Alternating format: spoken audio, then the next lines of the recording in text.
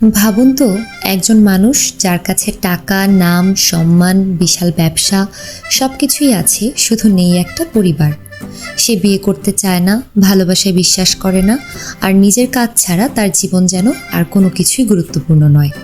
কিন্তু ভাগ্যের খেলায় একদিন সন্তানের বাবা হওয়ার পর সেই সন্তানের জীবন বাঁচাতে তাকে এমন এক মেয়ের সাহায্য নিতে হয় যে তার থেকে প্রায় 20 বছরের ছোট। আর এই মেয়েটাই ধীরে ধীরে তার সাজানো গোছানো জীবনটা পুরো উল্টে দেয়। যে মানুষটা সারা জীবন সম্পর্ক থেকে পালিয়ে বেরিয়েছে, সে কি শেষ পর্যন্ত এই মেয়েটার প্রেমে পড়বে, নাকি বয়সের বিশাল ব্যবধান আর অতীতের কিছু তিক্ত স্মৃতি তাদের আলাদা করে দেবে? আর এর মাঝেই আছে পরিবারের ঝামেলা, ভালোবাসা, কমেডি, আবেগ, একের পর এক টুইস্ট, আর এমন একটা ঘটনা যা আমাদের হিরোর জীবনটাই বদলে দেয়। আজকের ভিডিওতে আমরা জানবো সেই পুরো গল্পটাই, তাই ভিডিওটা শেষ পর্যন্ত দেখুন, কারণ শেষটা কিন্তু একদমই মিস করার মতো নয়। চলুন আর দেরি না করে শুরু করা যাক আজকের মুভির পুরো গল্প। সিনেমার শুরুতেই আমরা দেখতে পাই ভারতের অন্যতম বড় ব্যবসায়ী বিশ্বনাথের একমাত্র ছেলে সঞ্জয় বিশ্বনাথকে। তবে সঞ্জয়কে প্রথম দেখাতেই বোঝা যায় এই লোকটা সাধারণ কেউ নয়। শুরুতেই তাকে দেখা যায় অলিম্পিক শুটিং প্রতিযোগিতায় গোল্ড মেডেল জিতে ফিরতে, অর্থাৎ ব্যবসার পাশাপাশি খেলাধুলোতেও একেবারে মাস্টার। সঞ্জয় দেখতে যেমন স্টাইলিশ, স্বভাবেও তেমনই ভীষণ গোছানো এবং শৃঙ্খলাবদ্ধ একজন মানুষ। তার বাবা বিশ্বনাথ মারা যাওয়ার পর তাদের ব্যবসা প্রায় ধ্বংসের মুখে চলে গিয়েছিল। ঠিক সেই সময় সঞ্জয় ব্যবসার দায়িত্ব নিজের কাঁধে তুলে নেন, আর তারপর নিজের পরিশ্রম, বুদ্ধি আর কঠোর নিয়মের মাধ্যমে সে ব্যবসাকে আবার দাঁড় করিয়ে নিয়ে আসেন দেশের নাম্বার 1 অবস্থানে। সঞ্জয় ভীষণ ওয়ার্কহোলিক, তার কাছে কাজই যেন সবকিছু। সময় মতো কাজ, সময় মতো সিদ্ধান্ত, সবকিছুতেই তার কঠোর নিয়ম। কিন্তু এত বড় ব্যবসায়ী হওয়া সত্ত্বেও তার ব্যক্তিগত জীবনটা একেবারেই সাদামাটা। বাড়িতে তার নিজের বলতে রয়েছেন শুধু তার মা, আর মায়ের কাছে ছেলে মানেই সারাদিন টাকা কামাবে, কিন্তু বিয়ের নাম শুনলেই পালাবে। ব্যবসা আর ব্যবসা, সঞ্জয় যেন সারাক্ষণ এটাই নিয়ে ছুটে বেড়ায়। তাই তার মা অনেকদিন ধরেই একটা আশা নিয়ে বসে আছেন ছেলেটাকে একবার বিয়ে দিয়ে দেখি। কিন্তু আমাদের হিরোর কাছে বিয়ের কথা উঠলেই যেন মাথায় অ্যালার্ম বেজে ওঠে। সে মাকে পরিষ্কার বলে দেয়, তুমি যা ইচ্ছা চাইতে পারো, কিন্তু প্লিজ আমার বিয়ের কথা আর বলো না। তখন তার মা বলেন, তুই দিনরাত এত পরিশ্রম করে টাকা কামাচ্ছিস, কিন্তু এসবের একটা মানে তো থাকতে হবে। তোর একটা উত্তরাধিকারী লাগবে না? এই বিশাল ব্যবসা, এত সম্পত্তি, সবকিছু ভবিষ্যতে কে সামলাবে? মায়ের কথা শুনে সঞ্জয়ও একটা উপায় বের করে ফেলে। সে বিয়ে না করেই সারোগেট মায়ের মাধ্যমে একটি সন্তান নেওয়ার সিদ্ধান্ত নেয়। যার কিছুদিন পর কোলে সন্তান নিয়ে বাড়িতে ফিরে আসে সঞ্জয়। ছেলেকে দেখে তার মা তো অবাক, এইটা আবার কি, বিয়ে না করেই বাচ্চা নিয়ে চলে এলি? সঞ্জয় তখন মাকে মনে করিয়ে দেয়, তুমিই তো উত্তরাধিকারী চেয়েছিলে। একটা মেয়ে সারোগেট মা হয়ে আমাদের সন্তান জন্ম দিয়ে চলে গেছে, এখন থেকে এই বাচ্চাই আমাদের পরিবারের উত্তরাধিকারী। সঞ্জয়ের কথায় তার মা আর কিছু বলার সুযোগই পান না। সঞ্জয় সেই শিশুটির নাম রাখে অ্যাবি, আর নিজের সন্তানের প্রতি এতটাই ভালোবাসা তৈরি হয়ে যায় যে সারাক্ষণ তাকে নিজের চোখের সামনে রেখেই বড় করতে থাকে। কিন্তু কিছুদিন পরেই হঠাৎ একটা সমস্যা দেখা দেয়। অ্যাবির শরীর খারাপ হতে শুরু করলে সঞ্জয় তাকে দ্রুত ডাক্তারের কাছে নিয়ে যায়। পরীক্ষা নিরীক্ষার পর ডাক্তাররা এমন একটা খবর দেন যেটা শুনে সঞ্জয়ের মাথায় যেন আকাশ ভেঙে পড়ে। ডাক্তার জানান শিশুটির একটি গুরুতর সমস্যা রয়েছে এবং তাকে সুস্থ করতে হলে অপারেশন করতেই হবে। কিন্তু এখানেই রয়েছে সবচেয়ে বড় সমস্যা। ডাক্তার আরও জানান শিশুটিকে সুস্থ করার জন্য তার জৈবিক মায়ের বোন ম্যারো প্রয়োজন, অর্থাৎ যে স্যারোগেট মা অ্যাবিকে জন্ম দিয়েছেন তাকে এখন খুঁজে বের করতে হবে। কিন্তু সমস্যা হলো সঞ্জয় এর আগে সেই মহিলাটাকে কখনোই দেখেনি, কারণ পুরো ব্যাপারটাই স্যারোগেসির মাধ্যমে হয়েছিল। তাই এখন একমাত্র কাজ সেই স্যারোগেট মাকে খুঁজে বের করা। অবশেষে অনেক খোঁজাখুঁজির পর সঞ্জয় জানতে পারে সেই মেয়েটি আর কেউ নয়, সে বর্তমানে আমেরিকায় মেডিসিন নিয়ে পড়াশোনা করছে। নাম শুনে সঞ্জয়ের হয়তো মনে হয়েছিল, আচ্ছা নিশ্চয়ই কোনো বিদেশি মেয়ে হবে, কিন্তু লোকেশন খুঁজে যখন সেখানে পৌঁছায় তখন তার ধারণা একেবারে ভুল প্রমাণিত হয়। সঞ্জয় সরাসরি তার হোস্টেলে চলে যায়, আর সেখানে গিয়ে যে দৃশ্য সে দেখে তাতে কিছুক্ষণের জন্য নিজের কাজের কথাই ভুলে যাওয়ার অবস্থা। কারণ সেই মেয়েটির বন্ধুরা তার জন্য জন্মদিনের পার্টির আয়োজন করছে। সবাই তাকে খুঁজছে, মেয়েটি কোথায়, তাড়াতাড়ি উঠে আয়, তোর জন্য কেক নিয়ে এসেছি। কিন্তু মেয়েটি কোথায়? তাকে খুঁজতে খুঁজতে শেষ পর্যন্ত দেখা যায় সে একেবারে পুলের মধ্যে পড়ে আছে। বন্ধুদের পার্টি, আনন্দ আর দুষ্টুমির মধ্যে মেয়েটি নিজের মতো করে মজা করতে গিয়ে এমন অবস্থা করেছে যে এখন তাকে দেখে মনে হচ্ছে পার্টি শেষ নয়, পার্টি তাকে শেষ করে দিয়েছে। এই মেডি চরিত্রেই অভিনয় করেছে মামিথা বাইজু, আর তিনিই এই সিনেমার নায়িকা। মেরিকে যখন সঞ্জয় প্রথমবার দেখে তখন সে তো পুরোপুরি অবাক, কারণ এতক্ষণ যে মানুষটাকে সে খুঁজছিল সে মেয়েটাই কিনা এখন পুল থেকে ভিজে একাকার হয়ে উঠে আসছে। সঞ্জয় মনে মনে ভাবে, এই মেয়েটাই তাহলে আমার সন্তানের স্যারোগেট মা। তার উপর আরও একটি চমক অপেক্ষা করছিল। মেডির বয়স মাত্র 20 বছর। সঞ্জয় তো এখন একেবারে হতবাক, কিন্তু এসব নিয়ে বেশি ভাবার সময় নেই, কারণ সে এখানে এসেছে একটা গুরুত্বপূর্ণ কারণে। সঞ্জয় মেডির কাছে গিয়ে পুরো বিষয়টা খুলে বলে তার সন্তান অ্যাবি গুরুতর অসুস্থ আর তাকে বাঁচাতে মেডির বোন ম্যারো প্রয়োজন। কিন্তু মেডি কোনো আবেগে ভেসে যায় না, বরং সঞ্জয়ের দিকে তাকে সোজা জানিয়ে দেয়, আমি সাহায্য করব, কিন্তু বিনা পয়সায় নয়, টাকা দিলে তবেই আমি রাজি। অর্থাৎ নিজের সন্তানের জীবন বাঁচানোর জন্য এতদূর ছুটে আসা সঞ্জয় এবার এমন একজন মেয়ের সামনে পড়েছে যে সাহায্য করতেও রাজি, কিন্তু আগে টাকার হিসাবটা ক্লিয়ার করতে হবে। মেডি সঞ্জয়ের সামনে দাঁড়িয়ে নিজের শর্ত পরিষ্কার করে দেয়, আর এটাই আসলে তার চরিত্রে একটা বড় দিক। মেয়েটা ভীষণ জলি, ক্যাজুয়াল আর প্রাণবন্ত টাইপের। তবে সে স্যারোগেট মা হতে রাজি হয়েছে শুধুমাত্র টাকার জন্য নয়, তার নিজেরও একটা জরুরি প্রয়োজন আছে। তার প্রায় $৭৫,০০০ দরকার, তাই সঞ্জয়ের কাছ থেকে চুক্তি অনুযায়ী টাকা নিয়ে নিজের কিছু দেনা পাওনা মিটিয়ে সে সঞ্জয়ের সঙ্গে চেন্নাইয়ের উদ্দেশ্যে রওনা দেয়। তবে এবার সঞ্জয়ের লাইফস্টাইল দেখে মেডির চোখ তো কপালে। এতদিন সে সাধারণভাবে জীবন কাটিয়েছে, আর সঞ্জয় এমন একজন মানুষ যার জন্য বিমানবন্দরে আলাদা প্রাইভেট প্লেন দাঁড়িয়ে আছে। মেরি মনে মনে ভাবতে থাকে, বাহ, লোকটা যে এত বড় লোক সেটা তো বুঝতেই পারিনি। তারপর বিমানবন্দরে নিজের মতো করে একটু ঘোরাঘুরি, খাওয়া দাওয়া আর সঞ্জয়ের সঙ্গে গল্প করতে করতে অবশেষে তারা সঞ্জয়ের বাড়িতে পৌঁছে যায়। আর সঞ্জয়ের বাড়িতে ঢুকে মেরি প্রথমে দেখা পায় তার মা নির্মলার। মেরি একটুও সংকোচ না করে সরাসরি বলেন, হাই নির্মলা, কেমন আছেন? নির্মলা তো প্রথম দেখাতেই অবাক, কারণ এই মেয়ে তাকে আন্টি তো দূরের কথা, একেবারে নাম ধরে ডাকছে। তারপর যখন নির্মলা জানতে পারেন যে এই মেয়েই তার নাতিকে জন্ম দিয়েছে এবং এখন টাকা না দিলে বোন ম্যারো দিতে রাজি নয়, তখন তার রাগ আরও বেড়ে যায়। তিনি মেডিকে মোটেও পছন্দ করতে পারেন না। শেষ পর্যন্ত রাগ করে নিজের নাতিকে কোলে নিয়ে সেখান থেকে চলে যান। কিন্তু সঞ্জয় পরিস্থিতিটা সামলে নিয়ে মেডিকে বলেন, তুমি যতদিন এখানে আছো এই বাড়িটাকেই নিজের বাড়ি মনে করে থাকবে। আর বাড়িটা যে কেমন, বাড়ি বললে কম বলা হবে, একেবারে বিশাল রাজপ্রাসাদ টাইপের বাংলো। মেডির থাকার জন্য আলাদা ঘরও ঠিক করে দেওয়া হয়। এদিকে রাতের দিকে হঠাৎ শিশুর কান্নার শব্দে সঞ্জয়ের ঘুম ভেঙে যায়।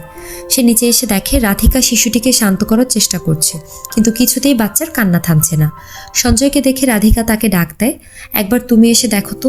সঞ্জয় কাছে গিয়ে বাচ্চাটাকে কোলে নেয়, তারপর খুব আদর করে বলতে শুরু করে, কি হয়েছে, কান্না করছো কেন?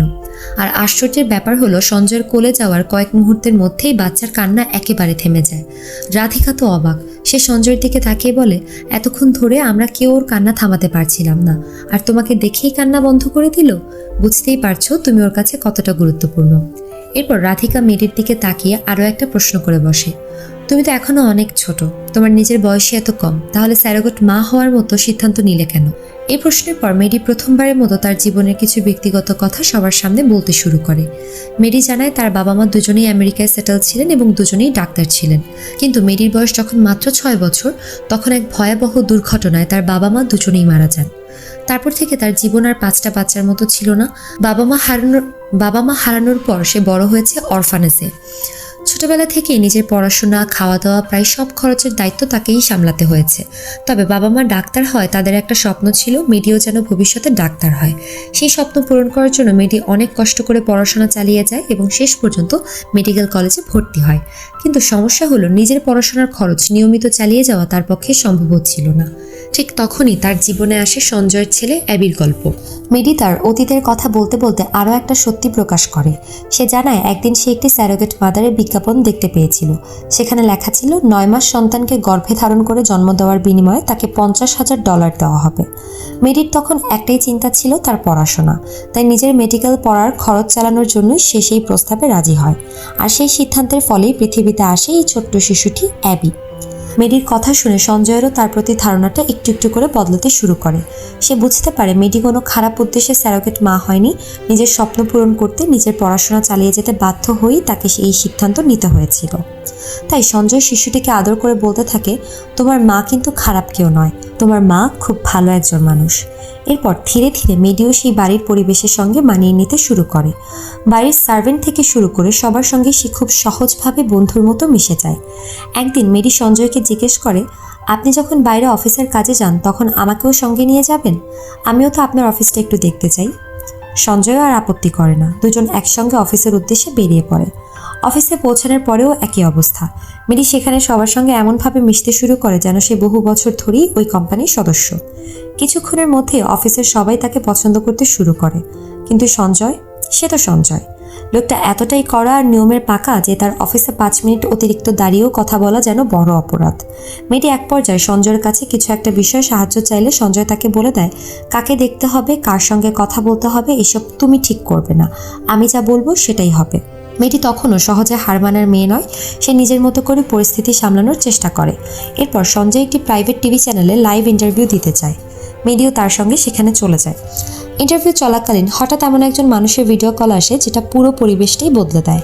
লোকটির নাম অশোক। অশোক বর্তমানে বিদেশে একটি বড় কোম্পানিতে কাজ করছে।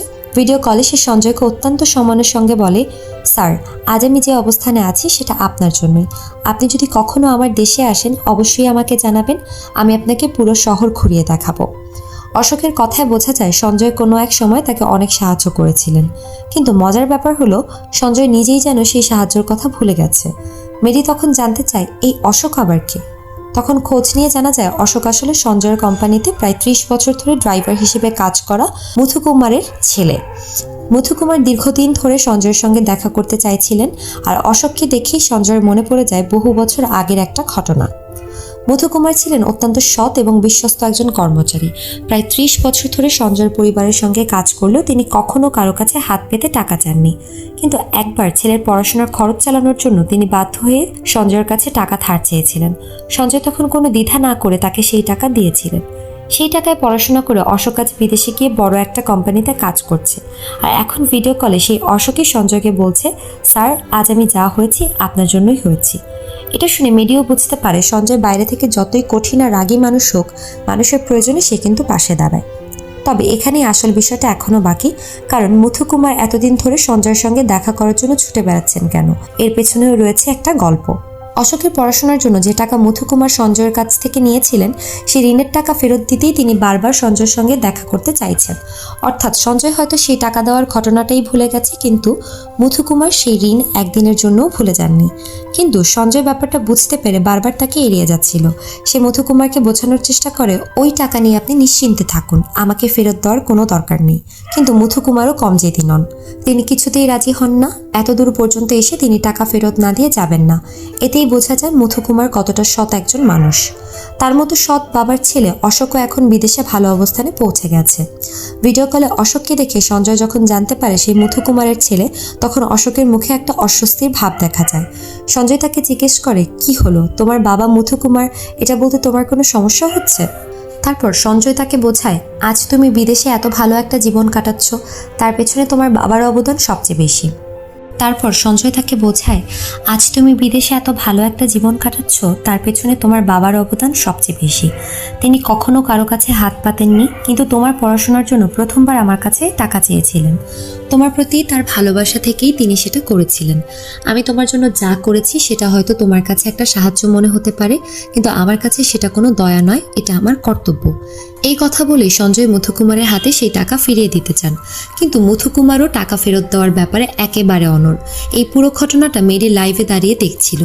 শুরুতে যে সঞ্জয়কে সে শুধু একজন রাগী, অহংকারী আর কড়া ব্যবসায়ী মনে করেছিল, ধীরে ধীরে তার সেই ধারণা বদলে যেতে থাকে। মেরি বুঝতে পারে সঞ্জয় নিজের ভালো কাজগুলো নিয়ে কখনো বড়াই করে না, কারো উপকার করলে সেটাকে প্রচার করে বেড়ায় না, বরং এমনভাবে করে যেন সে কিছুই করেনি। আর এই বিষয়টাই মেরির কাছে সঞ্জয়কে আরও বেশি ভালো লাগাতে শুরু করে। এদিকে অপারেশনের আগের দিন আরেকটা ঘটনা ঘটে। কোনো একটা বিষয় নিয়ে সঞ্জয়কে একজন লোকের সঙ্গে প্রচণ্ড ঝামেলায় জড়িয়ে পড়তে দেখা যায়। পরিস্থিতি এতটাই খারাপ হয় যে শেষ পর্যন্ত তাকে ভালোভাবেই শিক্ষা দিয়ে দেয় সঞ্জয়। তারপর তাকে বুঝিয়ে বলে, এই ভুলটা আর কখনো আমার সামনে করবে না। মেডি পুরো ঘটনাটা দেখে বুঝতে পারে সঞ্জয় তার জন্যই এতটা রেগে গিয়েছিল। তাই সে সঞ্জয়কে বলে, এই ঝামেলার মধ্যে হয়তো আমারও একটু দোষ ছিল। সঞ্জয় তখন তাকে থামিয়ে বলে, একটু না, পুরো দোষ তোমার হলেও আমি তোমার পাশেই থাকতাম, কারণ মেডি যতদিন এখানে আছে ততদিন তার নিরাপত্তার দায়িত্ব সঞ্জয়ের। এই কথাটা মেডির মনে আরও গভীরভাবে দাগ কাটে। অবশেষে অ্যাবির চিকিৎসা এবং অপারেশন প্রয়োজনীয় কাজগুলো সম্পন্ন হয়। এরপর মেডির নিজের জীবন নিয়েও একটা বড় সিদ্ধান্ত সামনে আসে। মেডি তার পড়াশোনা চালিয়ে যাওয়ার জন্য আবার আমেরিকায় ফিরে যেতে পারত, কিন্তু এতদিনে এই বাড়ির মানুষগুলোর সঙ্গে তার একটা আলাদা সম্পর্ক তৈরি হয়ে গেছে, বিশেষ করে সঞ্জয় এবং ছোট্ট অ্যাবির সঙ্গে। তাই যাওয়ার সময় মেডি সঞ্জয়ের মায়ের কাছে নিজের একটা সিদ্ধান্তের কথা জানায়। সে বলে, আমি আমার পড়াশোনা এখান থেকেই চালিয়ে যেতে চাই, আর পড়াশোনা শেষ না হওয়া পর্যন্ত আমি আপনাদের বাড়িতেই থাকতে চাই, আপনার ছেলের সঙ্গে আর এই বাড়ির বউ হয়ে। এই কথা শুনে সঞ্জয়ের মা তো আনন্দে আত্মহারা। তিনি যেন এতদিন ধরে যে কথাটা শুনতে চেয়েছিলেন অবশেষে সেটাই শুনলেন। মেয়েটি তখনও জানে না এই সিদ্ধান্তের কথা সঞ্জয়কে জানানো হলে তার প্রতিক্রিয়া কি হবে। তাই নির্মলা ঠিক করেন এবার তিনি নিজেই ছেলেকে ডেকেই সুখবরটা দেবেন। সঞ্জয়ের মা এবার আর ঘুরিয়ে পেঁচিয়ে কথা বললেন না, ছেলের সামনে একেবারে সোজাসাপটা বলে দিলেন, মেয়েটিকে তুমি ভালোবাসো তাই না? তাহলে এত ভাবনা চিন্তা না করে ওকেই বিয়ে করে নাও। মায়ের মুখে এমন কথা শুনে সঞ্জয় তো একেবারে হা করে তাকিয়ে থাকে। কোনো উত্তর না দিয়ে সে মেয়েটিকে বলে, চলো তোমাকে একটা ড্রাইভে নিয়ে যাই। মেয়েটিও ভাবলো, বাহ, অবশেষে হয়তো বরফ একটু গলেছে। কিন্তু সঞ্জয় গাড়ি নিয়ে তাকে শহর ঘুরিয়ে বেড়ানোর বদলে সোজা এয়ারপোর্টে নিয়ে হাজির। মেয়েটি তো কিছুই বুঝতে পারছে না। সঞ্জয় গাড়ি থামিয়ে তার লাগেজ নামিয়ে দিয়ে বলে, তুমি যে কাজের জন্য এসেছিলে সেটা তো শেষ হয়ে গেছে। এবার তুমি নিজের পড়াশোনায় মন দাও আর এসব প্রেম ভালোবাসার বিয়ের ব্যাপার মাথা থেকে বের করে দাও। মেয়েটি তখন বুঝতে পারে এই লোকের হৃদয় গলানোর চেষ্টা করা মানে পাথরকে আইসক্রিম বানানোর চেষ্টা করা। কিন্তু সঞ্জয়ের এমন আচরণের পেছনে একটা পুরনো কারণ রয়েছে। সঞ্জয় যখন ছোট ছিল তখন তার বাবা ছিলেন একজন দেশের বড় ব্যবসায়ী, কিন্তু সেই সময় তিনি অঞ্জলি নামে একজন অভিনেত্রীর সঙ্গে সম্পর্ক তৈরি করেন, যা সঞ্জয়ের মায়ের কাছ থেকে লুকিয়ে রেখেছিলেন। পরে বিষয়টা সঞ্জয়ের মায়ের কাছে প্রকাশ পেয়ে যায়। এরপর সঞ্জয়ের বাবা সেই অভিনেত্রী অঞ্জলিকে দ্বিতীয় বিয়ে করেন। আর ছোট্ট সঞ্জয়কে তার বাবা বোঝান, তোমার মায়ের প্রতি আমার ভালোবাসা কমে গিয়েছিল, অঞ্জলির প্রতি আমার ভালোবাসা তৈরি হয়েছে, তাই আমি তাকে বিয়ে করেছি। ছোটবেলায় বাবার মুখ থেকে এইসব কথা শুনে সঞ্জয়ের মনে একটা গভীর ধারণা তৈরি হয়, ভালোবাসা চিরস্থায়ী নয়। আজ যে মানুষকে ভালোবাসবে কাল হয়তো তার প্রতি ভালোবাসা থাকবে না। আর এই কারণে সঞ্জয় বিয়ে নামের সম্পর্কটাকেই বিশ্বাস করতে পারে না। এমনকি আজও সে সেই পুরনো ঘটনার প্রভাব থেকে বেরিয়ে আসতে পারেনি। তাই মেডির প্রতি তার যতই অনুভূতি তৈরি হোক না কেন, সে নিজেকে বারবার থামিয়ে দেয়। এয়ারপোর্টে মেডিকে রেখে সঞ্জয় বাড়িতে ফিরে আসে। বাড়িতে ফিরে তার মা তার পরিবারের লোকজন মেডির ব্যাপারে জানতে চাইলে সঞ্জয় শুধু বলে ও আর ফিরে আসবে না। কিন্তু সঞ্জয় তখনও জানে না এই গল্প এত সহজে শেষ হওয়ার নয়। পরের দিন সকালে সঞ্জয়ের বাড়ির সামনে হঠাৎ বিশাল হইচই শুরু হয়ে যায়। বাড়ির সামনে মানুষের ভিড়, মিডিয়া সবাই একসঙ্গে জড়ো হয়েছে। সঞ্জয়ের উপর থেকে নিচে তাকিয়ে দেখে সামনে দাঁড়িয়ে রয়েছে মেডি। কিন্তু এবার সে একা আসেনি, সে সঞ্জয়ের বিরুদ্ধে প্রকাশ্যে প্রতিবাদ করছে। মেডির দাবি একটাই, আমি যে সন্তানকে জন্ম দিয়েছি সেই সন্তান আমার কাছেই থাকা উচিত। তার অভিযোগ, সঞ্জয় সারাক্ষণ ব্যবসা নিয়ে ব্যস্ত থাকে, নিজের সন্তানকে ঠিকমতো সময় দেওয়ার মতো সময়ও তার নেই, তাই তার হাতে শিশুটিকে নিরাপদে বড় করা সম্ভব নয়। এই ঘটনা এবার আর পারিবারিক ঝামেলার মধ্যে সীমাবদ্ধ থাকে না, বিষয়টা গড়ায় আদালত পর্যন্ত। কোর্টে মামলা শুরু হয়, কিন্তু বিষয়টা এত সহজ নয়। শেষ পর্যন্ত বিচারক দুজনকেই নিজের চেম্বারে ডেকে বলেন, এই মামলা অনেক দূর যেতে পারে, আপনারা চাইলে আদালতের বাইরে নিজেদের মধ্যে একটা সমাধান করতে পারেন। কিন্তু মেডি একেবারেই রাজি নয়। সে স্পষ্ট জানিয়ে দেয়, আমি ওর ওপর কোনোভাবেই বিশ্বাস করতে পারি না। উনি সারাক্ষণ কাজ নিয়ে ব্যস্ত থাকেন, নিজের সন্তানকে ঠিকভাবে দেখাশোনা করার সময়ই তার নেই। মেডির দাবি, আমার সন্তানকে আমার কাছে দিয়ে দিন। কিন্তু বিচারক তখন বিষয়টাকে অন্যভাবে দেখেন।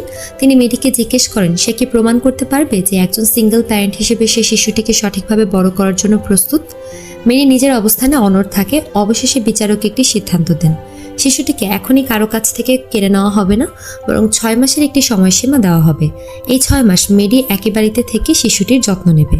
এছাড়াও সরকারি পক্ষ থেকে সময় সময় পরিদর্শক পাঠানো হবে, যারা এসে দেখবে শিশুটির যত্ন ঠিকভাবে নেওয়া হচ্ছে কিনা। 6 মাস শেষে যদি প্রমাণ হয় যে সঞ্জয় এবং তার পরিবার শিশুটিকে নিরাপদে ও সঠিকভাবে বড় করতে সক্ষম, তাহলে শিশুটি তাদের কাছেই থাকবে। কিন্তু যদি তারা ব্যর্থ হয়, তাহলে শিশুটিকে মেডির কাছেই দিয়ে দেওয়া হবে।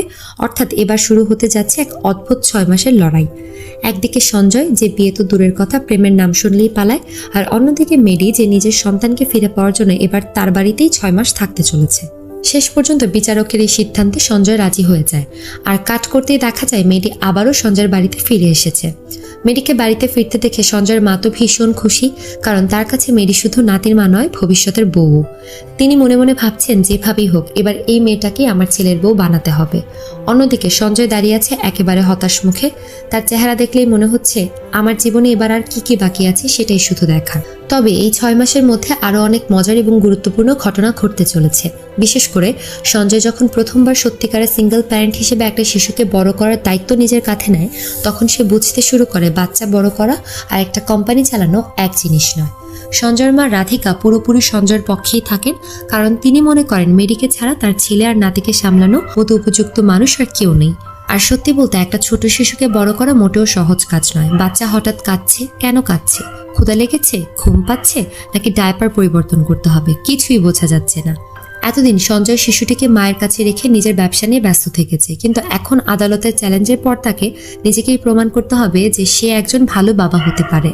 আর প্রথম দিনই সে বুঝে যায় বাবা হওয়া মানে শুধু বাচ্চাকে ভালোবাসা নয়, তার পেছনে অনেক পরিশ্রমও আছে। সবচেয়ে বড় সমস্যা শুরু হয় ডায়াপার পরিবর্তন করতে গিয়ে। সঞ্জয়ের স্বভাবে এমন সবকিছু ভীষণ পরিষ্কার পরিচ্ছন্ন থাকতে হবে, তার মধ্যে আবার হাইজিন নিয়ে অতিরিক্ত সতর্কতাও রয়েছে। এমন সময় আদালত থেকে পাঠানো 3 জন পরিদর্শক এসে হাজির। তারা দেখে নিজের সন্তানের ডায়াপার পরিবর্তন করতে গিয়ে সঞ্জয় এমন প্রস্তুতি নিচ্ছে যেন কোনো বড় অপারেশন করতে যাচ্ছে। তারা অবাক হয়ে বলে, স্যার, নিজের বাচ্চার ডায়াপারই তো বদলাচ্ছেন, এত প্রস্তুতি কেন? সঞ্জয় তখন খুব সিরিয়াস মুখে বলে, হাইজিন মেনটেন করছি। এরপর গ্লাভস পরে সবকিছু ঠিকঠাক করে শেষ পর্যন্ত নিজেই বাচ্চার ডায়াপার বদলে দেয়। কিন্তু ডায়াপার বদলালেই তো কাজ শেষ নয়, এরপর আছে খাওয়ানো, দুধ খাওয়ানো, ঘুম পাড়ানো, আর সবচেয়ে বড় সমস্যা রাতে ঘুম না হওয়া। সঞ্জয় সারা রাত শিশুটিকে সামলাতে সামলাতে এমন অবস্থায় পৌঁছে যায় যে তার নিজের ঘুমানোর আগেই সকাল হয়ে যায়। সে তখন ভাবতে থাকে একে কিভাবে সামলাবো। শেষ পর্যন্ত পরের দিন একটা নতুন আইডিয়া বের করে সঞ্জয়। ক্যাঙ্গারু যেমন নিজের বাচ্চাকে শরীরের কাছে রেখে ঘোরে, সঞ্জয় ঠিক তেমনভাবে শিশুটিকে নিজের সঙ্গে নিয়ে বেরিয়ে পড়ে। কিন্তু বিপদ হয় অন্য জায়গায়। একসময় সে শিশুটিকে অন্য একজনের কাছে দিয়ে একটু দূরে যায়, আর সঞ্জয়কে দেখতে না পেয়ে শিশুটি কান্না শুরু করে দেয়। কান্নার শব্দ শুনে সঞ্জয় দৌড়ে এসে সঙ্গে সঙ্গে বাচ্চাটিকে কোলে তুলে নেয়। আর তখনই সে বুঝতে পারে এই ছোট্ট মানুষটার কাছে সে কতটা গুরুত্বপূর্ণ হয়ে উঠেছে। তবে রাধিকা সঞ্জয়কে ছেড়ে কথা বলেন না। তিনি রেগে গিয়ে বলেন, এভাবে তুমি বাচ্চাকে দেখাশোনা করছো? নিজের সন্তানকে কিভাবে সামলাতে হয় সেটাই তো ঠিক মতো জানো না। তারপর বাচ্চাটিকে কোলে নিয়ে তিনি বাড়ির দিকে চলে যান। এভাবেই সঞ্জয় আর মেডির মধ্যে শিশুটিকে কে কিভাবে বড় করবে এই নিয়ে প্রতিদিন নতুন নতুন ঝামেলা চলতে থাকে। কখনো মেডি নিজের মতো করে শিশুটিকে সামলাচ্ছে, আবার কখনো সঞ্জয় নিজের নিয়ম চাপিয়ে দিচ্ছে। অর্থাৎ বাড়িটা এখন আর শুধু বাড়ি নেই, পুরো দোস্তর প্যারেন্টিং ব্যাটেল জোন। এর মধ্যে গল্পে আবার হাজির হয় সঞ্জয়ের বাবার দ্বিতীয় স্ত্রী অঞ্জলি। অঞ্জলিকে দেখা মাত্রই সঞ্জয় কিছুটা অস্বস্তিতে পড়ে যায়, কারণ ছোটবেলার সেই পুরনো ঘটনাগুলোর সঙ্গে অঞ্জলির নাম জড়িয়ে আছে। কিন্তু সঞ্জয়ের মা রাধিকা অতীতের সবকিছু ভুলে গেছেন। তিনি অঞ্জলিকে এখন পরিবারেরই একজন সদস্য হিসেবে গ্রহণ করেছেন। অঞ্জলি এবার যে কারণে এসেছে সেটাও বেশ গুরুত্বপূর্ণ। রাধিকা সঞ্জয়কে জানায় অঞ্জলির মেয়ে মেঘনার বিয়ে ঠিক হয়েছে, আর মেঘনা হলো সঞ্জয়ের সৎ বোন। পরের মাসেই তার বিয়ে, তাই অঞ্জলি এবং তার পরিবার সঞ্জয়কে নিমন্ত্রণ করতে এসেছে। রাধিকা তখন সঞ্জয়কে বলেন, তুমি শুধু আমার ছেলে নও, মেঘনারও বড় ভাই, তাই তোমাকেই তোমার বোনের বিয়েতে সামনে থেকে সবকিছু করতে হবে। কিন্তু সঞ্জয়ের কাছে ব্যাপারটা এত সহজ নয়, কারণ মেঘনার বিয়ের আনন্দের মাঝেও তার সামনে আবার ফিরে এসেছে সেই মানুষটি যার কারণে তার শৈশবের বিশ্বাস এবং ভালোবাসা সম্পর্কে ধারণাটাই বদলে গিয়েছিল, অঞ্জলি। আর এখন তাকে শুধু একজন ব্যবসায়ী বা বাবা হিসেবেই নয়, একজন বড় ভাই হিসেবেও নিজের দায়িত্ব পালন করতে হবে। সঞ্জয়ের মা তাকে বলেন, তুই তো মেঘনার বড় ভাই, তুই সামনে থেকে সবকিছু সামলে দে। কিন্তু সঞ্জয় একেবারেই আগ্রহী নয়। সে মাকে বলে, মা, তুমি ওদের জন্য যা করতে চাও করো, আমি এসবের মধ্যে ঢুকবো না, শুধু প্লিজ আমাকে কোনো ব্যাপারে জড়িও না। অর্থাৎ সৎমা আর তার পরিবারের সঙ্গে সঞ্জয় যতটা সম্ভব দূরত্ব বজায় রাখতেই চায়। এরপরই গল্পে আসে একটা মজার ঘটনা। একদিন মেডি শিশুটিকে খাওয়াচ্ছিল। ঠিক সেই সময় আদালত থেকে পাঠানো সেই 3 জন ইন্সপেক্টর বাড়িতে পরিদর্শনের জন্য এসে হাজির হয়। তাদের দেখেই মেডি সঞ্জয়ের কাছে দৌড়ে এসে বলে, বাচ্চার জন্য একটা খেলনা দরকার, ওই রুমে আছে, তুমি গিয়ে নিয়ে আসবে। সঞ্জয় তখন মেডির কথা মতো খেলনা আনতে যায়, কিন্তু ইন্সপেক্টররা এসে যা দেখেন তাতে তারা কিছুটা অবাক, কারণ সঞ্জয়কে দেখে মনে হচ্ছে সে নিজেই শিশুটিকে খাওয়াচ্ছে এবং খুব মন দিয়ে তার যত্ন নিচ্ছে। ইন্সপেক্টররা ভাবেন, বাহ, মনে হচ্ছে সে তো বেশ ভালোভাবেই বাচ্চাকে সামলাচ্ছে। তবে মেরি তখন সঞ্জয়ের দিকে তাকিয়ে এমন ভাব করছে যেন সে নিজেই এতক্ষণ ধরে বাচ্চাকে খাওয়াচ্ছিল। সঞ্জয় তখন রেগে গিয়ে বলে, আপনি যখন এলেন তখন তো আমিই বাচ্চাকে খাওয়াচ্ছিলাম। কিন্তু মেরি কোনোভাবেই পিছিয়ে যাওয়ার মেয়ে নয়, সে উল্টো ইন্সপেক্টরদের সামনে সঞ্জয়কে দোষী বানানোর চেষ্টা করেন। সঞ্জয় তখন মনে মনে ভাবে, এই মেয়েটা বাচ্চা সামলাচ্ছে নাকি আমাকে সামলাচ্ছে কিছুই বুঝতে পারছি না। এদিকে বাড়ির কর্মচারীরাও সঞ্জয়ের পক্ষ নেয়। ঠিক তখনই সঞ্জয়ের মা সেখানে এসে হাজির হন। মেরি সঙ্গে সঙ্গে তার কাছে গিয়ে বলে, আন্টি, আপনার ছেলে আমাকে ফাঁসানোর চেষ্টা করছে, অন্তত আপনি তো আমার পক্ষ নেবেন। মেরির মুখে সেই আন্টি শব্দটা শুনেই নির্মলার মনটা যেন নরম হয়ে যায়। তিনি মনে মনে ঠিক করে ফেলেন, এই মেয়েটাই আমার ছেলের বউ হবে। তারপর সঞ্জয়কে ডেকে বলেন, বাড়িতে এত মানুষ এসেছে, সবাইকে খাবার দাও, আজ সবাই একসঙ্গে বসে খাবে। আর সত্যি সেদিন ইন্সপেক্টর সহ সবাই একসঙ্গে বসে খেতে শুরু করে। সঞ্জয়ের মা দূর থেকে পুরো দৃশ্যটা দেখতে থাকেন। একদিকে তার ছেলে, তার পাশে মেরি, কোলে ছোট্ট অ্যাবি, সব মিলে তার চোখে যেন একটা সম্পূর্ণ পরিবার তৈরি হয়ে গেছে। এতদিন তিনি যে স্বপ্নটা দেখছিলেন সেই স্বপ্নটা যেন চোখের সামনে সত্যি হয়ে উঠছে, যেটি দেখে তিনি খুব খুশি হয়ে যান। কিন্তু এই আনন্দের পরেই গল্পে আসে একেবারে হৃদয় ভেঙে দেওয়ার মতো ঘটনা। রাতের দিকে মেডি সঞ্জয়ের ঘরের দরজায় এসে টোকা দেয়।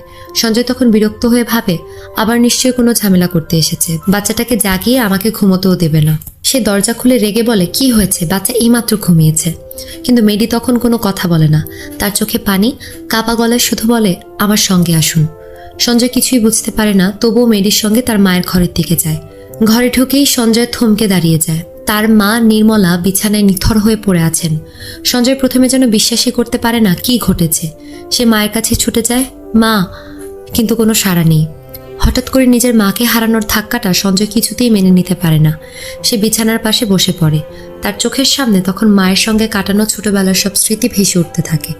এরপর সঞ্জয়ের চোখ যায় বিছানার পাশের টেবিলের দিকে। সেখানে রয়েছে অনেকগুলো ওষুধ, কিছু চকলেট এবং তার মায়ের মোবাইল ফোন। সঞ্জয় ফোনটা হাতে নিয়ে দেখতে শুরু করে, আর তখনই তার চোখ আটকে যায় ফোনের কল হিস্ট্রিতে। সেখানে দেখা যায় তার মায়ের শেষ কয়েকটি কলের মধ্যে বারবার একটি নম্বর রয়েছে, আর সেই নম্বরটা সঞ্জয়ের নিজের। সঞ্জয়ের মায়ের ফোনে একাধিক মিসড কল ছিল, আর সেই কলগুলোর একটাও সঞ্জয় ধরেনি, কারণ তখনও সে নিজের কাজ, ব্যবসা আর টাকা উপার্জন নিয়ে এতটাই ব্যস্ত ছিল যে নিজের পাশে থাকা মায়ের দিকেই ঠিকমতো তাকানোর সময় তার ছিল না। যে মানুষটা সারা জীবন ছেলের পাশে ছিলেন, শেষ মুহূর্তে তিনিই ছেলেকে ফোন করেছিলেন। কিন্তু সঞ্জয় তখন নিজের দুনিয়ায় ব্যস্ত, আর এখন যতই কাঁদুক, যতই আফসোস করুক, মৃত মানুষ আর ফিরে আসে না। তবে একটা বিষয় সঞ্জয় হয়তো কোনোদিন জানতে পারবে না, তার মা মারা যাওয়ার আগে হয়তো এটাই ভেবে গিয়েছিলেন, আমার ছেলে এখন আর একা নেই, ওর নিজের একটা পরিবার তৈরি হয়েছে, এখন আমি নিশ্চিন্তে যেতে পারি। কারণ মৃত্যুর আগে তিনি নিজের চোখে সঞ্জয়, মেডি আর ছোট্ট অ্যাবিকে একসঙ্গে দেখেছিলেন। তাই হয়তো জীবনের শেষ মুহূর্তেও তার মনে একটা শান্তি ছিল। মায়ের মৃত্যুর পর পুরো বাড়িটা শোকে ডুবে যায়। এই পরিস্থিতিকে অঞ্জলি অর্থাৎ সঞ্জয়ের সৎমা এসে বলে তারা মেঘনার বিয়েটা পিছিয়ে দিতে চায়। কিন্তু মায়ের বলা পুরনো কথাগুলো তখন সঞ্জয়ের মনে পড়তে থাকে। তার মা সবসময় বলতেন, ওরাও আমাদের পরিবার, মেঘনা তোর বোন, তুই ওর বড় ভাই, এত বছর পর আমাদের পরিবারে একটা ভালো অনুষ্ঠান হতে যাচ্ছে, তুই নিজে দাঁড়িয়ে থেকে ওর বিয়ে দিবি। এই কথাগুলো সঞ্জয়ের মনে গভীরভাবে দাগ কাটে। সে বুঝতে পারে মা হয়তো এটাই চেয়েছিলেন, তাই বহু বছর পর প্রথমবারের মতো সঞ্জয় নিজে থেকে তার সৎ মায়ের সঙ্গে কথা বলতে যায়। সে বলে, মা যদি আজ থাকতেন তাহলে খারাপ একটা ঘটনা ঘটেছে বলেই ভালো একটা ঘটনা বন্ধ করে দিতেন না। তিনি চাইতেন আমাদের পরিবারের একটা ভালো ঘটনা ঘটুক। আর সেই সিদ্ধান্তের পর সঞ্জয় এমন একটা জায়গায় ফিরে যায় যেখানে যাওয়ার কথা সে প্রায় 30 বছর ধরে ভুলেও ভাবেনি। সঞ্জয়ের বাবা যে বিশাল বাড়িটা তৈরি করেছিলেন, সেই বাড়িতে এখন তার সৎমা অঞ্জলি আর তার পরিবার থাকেন। অঞ্জলি সেখানে আসার পর থেকেই সঞ্জয় সেই বাড়ির আশেপাশেও আসতো না, কিন্তু এবার মায়ের শেষ ইচ্ছার কথা মনে করে সে সেই পুরনো বাড়িতে ফিরে যায়। বাড়ির ভেতরে ঢুকতেই তার চোখে পড়ে ছোটবেলার নিজের ঘর, যে ঘরে সে ছোটবেলায় কত স্মৃতি নিয়ে বড় হয়েছে। ঘরের জিনিসপত্রগুলো দেখে সঞ্জয়ের চোখে মুখে একটা শিশুসুলভ কৌতূহল ফুটে ওঠে। তারপর সবাই মিলে মেঘনার বিয়ের প্রস্তুতি শুরু করে। বাড়িতে সাজসজ্জা, অতিথি, আনন্দ সব মিলিয়ে ধীরে ধীরে পরিবেশটা উৎসবমুখর হয়ে ওঠে। কিন্তু আনন্দ বেশিক্ষণ স্থায়ী হয় না, কারণ এলাকার এক লোকাল পলিটিশিয়ান এসে বাড়িতে ঝামেলা শুরু করে। বিয়ের অনুষ্ঠান কোথায় হবে সেটা নিয়ে তার আপত্তি। বাড়ির পেছনে থাকা মণ্ডপে বিয়ের অনুষ্ঠান করা যাবে না এমন দাবি করতে থাকে সে। অঞ্জলি বিষয়টা শান্তভাবে বোঝানোর চেষ্টা করলে সেই লোক অঞ্জলিকে অত্যন্ত অপমানজনকভাবে কথা বলতে শুরু করে। সে তাদের পরিবারকে ছোট করে বলতে থাকে, অঞ্জলি তো এই পরিবারের দ্বিতীয় স্ত্রী, তাই তাদের নিয়ে এলাকায় নানা কথা রয়েছে। সঞ্জয় দূর থেকেই সবকিছু দেখছিল, কিন্তু এবার সে আর চুপ করে থাকে না। সে সরাসরি ফোন করে এলাকার একজন প্রভাবশালী মিনিস্টারের সঙ্গে যোগাযোগ করে। একটা ফোনেই সেই পলিটিশিয়ানের সব দাপট শেষ। মিনিস্টারের নির্দেশে লোকটাকে সেখান থেকে সরিয়ে দেওয়া হয়, কিন্তু যাওয়ার সময়ও সে অঞ্জলিকে নিয়ে অত্যন্ত কুরুচিপূর্ণ কথা বলে যায়। আর এই ঘটনার প্রভাব পড়ে মেঘনার উপর, কারণ বিয়ের পাত্রের পরিবার যখন জানতে পারে যে মেঘনা এমন একটি পরিবারের মেয়ে যেখানে তার মা একজন ব্যবসায়ীর দ্বিতীয় স্ত্রী ছিলেন, তখন তারাও পিছিয়ে যেতে শুরু করে। তারা বলতে থাকে, এমন পরিবারের সঙ্গে আমরা কোনো সম্পর্ক করতে চাই না। এমনকি তারা মেঘনার বিয়ে ভেঙে দেওয়ার কথাও ভাবতে শুরু করে। এই খবর মেঘনার কাছে পৌঁছাতেই সে পুরোপুরি ভেঙে পড়ে। সে বলে, আমার আর এই বিয়ে করতে হবে না, এতদিন ধরেই তো এই এলাকার মানুষ আমাদের পরিবারকে অন্য চোখে দেখে এসেছে, এবার আর এসব সহ্য করতে পারছি না। সঞ্জয় তখন মেঘনার পাশে দাঁড়িয়ে তাকে বোঝায়, চিন্তা করিস না মেঘনা, তুই আমার বোন, একজন বড় ভাই হিসেবে তোর বিয়ে আমি নিজে দাঁড়িয়ে করাবো। যাই হোক, এই বিয়ে আমি ভালোভাবেই সম্পূর্ণ করব। কিন্তু সঞ্জয়ের এই কথা শুনে মেঘনা বরং আরও রেগে যায়। সে তিক্তভাবে বলে, এত বছর পর হঠাৎ করে এতটা দায়িত্বশীল ভাই সাজতে আসবেন না। তারপর সে সঞ্জয়কে তার ছোটবেলার কিছু পুরনো কথা মনে করিয়ে দিতে শুরু করে, আর সেখান থেকেই বেরিয়ে আসতে থাকে সঞ্জয়ের জীবনের আরও কিছু তিক্ত সত্য। এরপর মেঘনা সঞ্জয়কে তার ছোটবেলার কষ্টের কথাগুলো মনে করিয়ে দেয়। সে বলে, আপনি ছোটবেলা থেকেই আমাদের ঘৃণা করেছেন, আমিও ছোটবেলা থেকেই আপনাকে ঘৃণা করেছি, কারণ আমাদের বাবার নিজের পরিবারের সঙ্গে থাকার চেয়ে আপনার সঙ্গে থাকতেই বেশি ভালো লাগতো। বাবা যখনই এই বাড়িতে আসতেন আমরা অপেক্ষা করতাম কখন আবার চলে যাবেন। মেঘনার কথাগুলো শুনে সঞ্জয় কিছুক্ষণ চুপ করে থাকেন, কিন্তু এর মধ্যেই সেই লোকাল পলিটিশিয়ান আবার এসে তাদের পরিবারকে অপমান করতে শুরু করে। এবার সঞ্জয় নিজেকে সামলাতে পারে না, সে লোকটাকে ধরে এলাকাবাসীর সামনেই ভালোভাবে শিক্ষা দিয়ে দেয়। তারপর সবার সামনে স্পষ্ট করে বলে, আজকের পর থেকে এই পরিবার সম্পর্কে কেউ কোনো খারাপ কথা বলবেন না, কারণ এই বাড়ির ছেলে আমি। এত বছর পর প্রথমবার সঞ্জয় নিজের পরিবারের হয়ে প্রকাশ্যে দাঁড়ায়। এরপর সঞ্জয় যায় আরও একটা গুরুত্বপূর্ণ কাজ করতে। মেঘনার নানু নানি অর্থাৎ তার সৎমায়ের বাবা মা বহু বছর ধরে মেয়ের সঙ্গে কোনো যোগাযোগ রাখেন না, কারণ তারা মনে করেন তাদের মেয়ে একজন বিবাহিত ব্যবসায়ীর প্রেমে পড়ে দ্বিতীয় স্ত্রী হওয়ায় সিদ্ধান্ত নিয়ে পরিবারকে অপমান করেছে। সঞ্জয় তাদের বাড়িতে মেঘনার বিয়ের নিমন্ত্রণপত্র নিয়ে যায়। সে বলে, প্রায় 30 বছর ধরে আপনারা আপনাদের মেয়ের সঙ্গে দেখা করেননি, কাল আপনাদের নাতনির বিয়ে, অন্তত একবার এসে তাকে আশীর্বাদ করে যান। কিন্তু তারাও নিজেদের অভিমান ছাড়তে চান না। তখন সঞ্জয় খুব শান্তভাবে বোঝায়, রাগ অভিমান এসব সবার সঙ্গে কমে যায়, আপনারা বয়সে বড়, তাই আপনাদেরই আগে এগিয়ে আসা উচিত। শেষ পর্যন্ত সঞ্জয়ের কথায় তারা রাজি হয়ে যান। এরপর সঞ্জয় সে আত্মীয়কেও বিয়েতে নিয়ে আসে, যিনি প্রথমে বিয়েটা ভেঙে দেওয়ার চেষ্টা করেছিলেন। তাকে বুঝিয়ে সুঝিয়ে শেষ পর্যন্ত রাজি করিয়ে ফেলে। ফলে এত বছর ধরে আলাদা হয়ে থাকা পরিবারের মানুষগুলো আবার এক জায়গায় একত্রিত হয়, আর সঞ্জয় নিজের হাতে মেঘনার বিয়েটা ধুমধাম করে সম্পন্ন করে দেয়। একটা সময় যে পরিবার ছিন্ন ভিন্ন হয়ে গিয়েছিল, মায়ের শেষ ইচ্ছার কারণে সেই পরিবারটাই আবার একসঙ্গে দাঁড়ায়। কিন্তু বিয়ে শেষ হওয়ার পর আসে আসল ব্যাপার। রাতে মেডি সঞ্জয়ের সঙ্গে কথা বলতে আসে। সে বুঝতে পারে সঞ্জয় এখনও তাকে বিয়ে করার ব্যাপারে রাজি নয়। তখন সঞ্জয়ের সৎমা অঞ্জলি এসে তাকে বলে, আমি বুঝতে পারছি তুই কেন বিয়ে করতে চাইছিস না, এর পেছনে আমি আর তোর বাবারও অনেকটা দায় আছে। তোর বাবার হয়ে আমি তোকে ক্ষমা চাইছি। তারপর তিনি মেডিকে গ্রহণ করার পক্ষে দুটি কারণ বলেন। প্রথমত, মেডি এখানে স্থায়ীভাবে থাকার জন্য আসেনি। যেমন আমরা কোথাও ঘুরতে গেলে আনন্দ করে 2-1 দিন বেশি থাকি, তারপর আবার নিজের বাড়িতেই ফিরে যায়, মেডিও তেমনই এখানে কিছুদিনের জন্য এসেছে। তার আসল বাড়ি আমেরিকায়। তার মেডিকেল পড়াশোনা শেষ করতে হবে, নিজের ক্যারিয়ার তৈরি করতে হবে। আর দ্বিতীয় কারণ, সঞ্জয় আর মেডির মধ্যে প্রায় 20 বছরের বয়সের পার্থক্য। অঞ্জলি তাই সঞ্জয়কে বোঝান, ওকে যেতে দে, ও নিজের পড়াশোনা শেষ করুক, ডাক্তার হোক, ওর ভবিষ্যৎ নষ্ট করিস না। সঞ্জয় শেষ পর্যন্ত মেডিকে তার নিজের স্বপ্নের দিকে এগিয়ে যেতে দেয়। মেডি আমেরিকায় ফিরে যাওয়ার জন্য যখন বিমানে ওঠে, তখন সঞ্জয় তাকে একটি উপহার দেয়।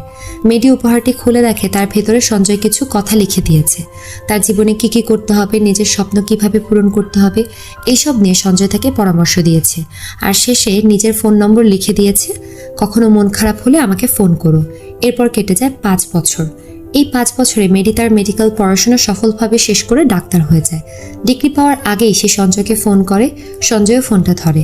দুজনের মধ্যে আবার অনেকক্ষণ কথা হয়, আর অবশেষে মেডির ডিগ্রি পাওয়ার অনুষ্ঠানে সঞ্জয় নিজে উপস্থিত হয়। এদিকে তার সন্তান অ্যাবিও বড় হয়ে উঠেছে। মেডি তার ক্যারিয়ারে সফল হয়েছে ঠিক যেমনটা সঞ্জয় চেয়েছিল। কিন্তু 5 বছর পরেও একটা প্রশ্নের উত্তর এখনো বাকি। মেডি আবার সঞ্জয়কে জিজ্ঞেস করে, এবার তো আমি পড়াশোনা শেষ করেছি, এবার কি আমাকে বিয়ে করবে? সঞ্জয় আবারও বয়সের পার্থক্যের কথা বলে এড়িয়ে যেতে চায়। তখন মেডি সরাসরি প্রশ্ন করে, আচ্ছা যদি আমাদের মধ্যে এই বয়সের পার্থক্যটা না থাকতো, তাহলে কি তুমি আমাকে ভালোবাসতে? এই প্রশ্নের উত্তর কিন্তু দর্শক আগেই জেনে গেছে, কারণ মেডি তার জীবনে আসার পর সঞ্জয়ের জীবনটাই বদলে গেছে। যে মানুষটা একসময় শুধু ব্যবসা, টাকা আর কাজ নিয়ে ছুটত, সে এখন পরিবার, সম্পর্ক আর ভালোবাসার মূল্য বুঝতে শিখেছে। মেডি তাকে নিজের অনুভূতিগুলো বুঝতে শিখিয়েছে, আর তাদের ছোট্ট সন্তানও তাদের দুজনকে এক অদ্ভুত বন্ধনে বেঁধে দিয়েছে। শেষ পর্যন্ত সঞ্জয় বুঝতে পারে বয়সের ব্যবধান হয়তো একটা সংখ্যা, কিন্তু ভালোবাসার সামনে সেই সংখ্যার কোনো মূল্য নেই। শেষ দৃশ্যে সঞ্জয়, মেডি আর তাদের সন্তান 3 জন একসঙ্গে হাত ধরে সূর্যোদয়ের দিকে এগিয়ে যায়, আর এখানেই সুন্দরভাবে শেষ হয় তাদের গল্প। তো বন্ধুরা, আশা করি আজকের এই গল্পটা আপনাদের ভালো লেগেছে। ভালো লেগে থাকলে ভিডিওতে একটা লাইক করে কমেন্টে জানিয়ে দিন আপনাদের কেমন লেগেছে। আর এমন আরও মুভি এক্সপ্লেইন দেখতে হলে আমাদের চ্যানেলটি সাবস্ক্রাইব করে পাশেই থাকুন।